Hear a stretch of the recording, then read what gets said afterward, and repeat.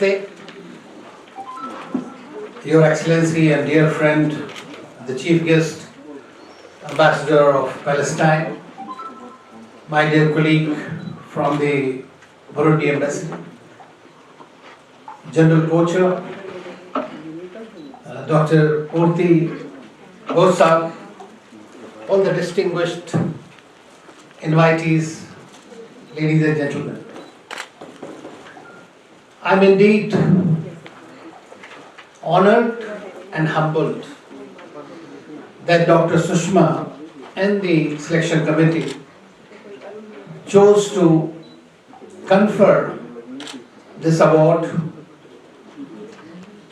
not because it is just another award on this Parakram Divas. The fact remains that all of us who were growing in the 60s and 70s always, because of the sheer enthusiasm of the youth, looked up to a mythical figure in Netaji Subhash Chandra Bose.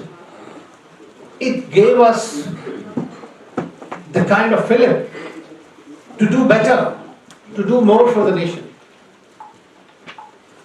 And one continued to grow and thought, wish he was the leader, wish he was alive, wish he was there. We all know, and General Kocher also narrated the history, and no one knows better than Bose Saab here, exactly how he fought the war of independence for India. We owe a great deal to him. He was short-shifted, of course, because of the prevailing politics of the times.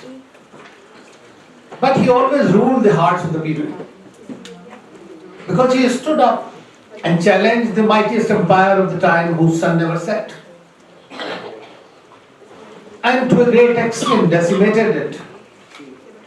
We may not agree with Hitler, with Mussolini, with others, but for what Netaji stood, and he was a great Gandhian himself, or we might say whatever it is, difference of opinion is always something. There are two ways of going about, and he thought that we have to snatch the freedom, not request the freedom, like Prime Minister Modi these days says, that we are not requesting a seat at the high table in the United Nations Security Council.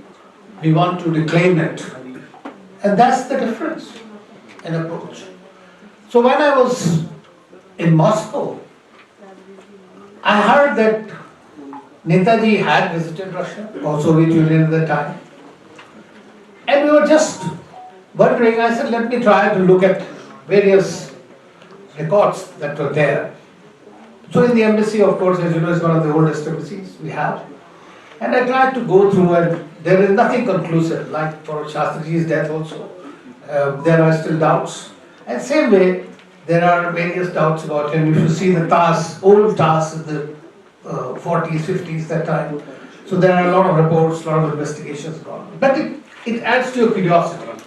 Sometimes you heard that he had come quietly and had become a saint and was in an ashram. So those are the kind of rumors also. But frankly, as far as I was concerned, I thought always there was a curiosity of sorts. That I wish we could at all see him, meet him, that how in that time he was able to garner such a great support in the people who just lived their lives for the country. So I'm indeed very grateful for being associated today. One more thing I would like to tell you is I was recently of the Pravasi Bharatiya Divas Award in Indore. And there I was very happy to see an exhibition, a digital exhibition of all the freedom fighters that was made and was beautifully done. And in that they honored people who were sitting in England, who were contributing to India's independence, who fought for India's independence in the India House in London. And then you have a section which was dedicated to Netaji. And there I saw a letter which was written by him after his Indian civil service. He was a civil servant, to his elder brother. in which he says that you may perhaps understand why I am quitting.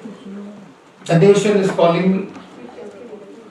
And it was a letter, if you read it, you are filled with so much of emotion just seeing what was transpiring into his mind at the time.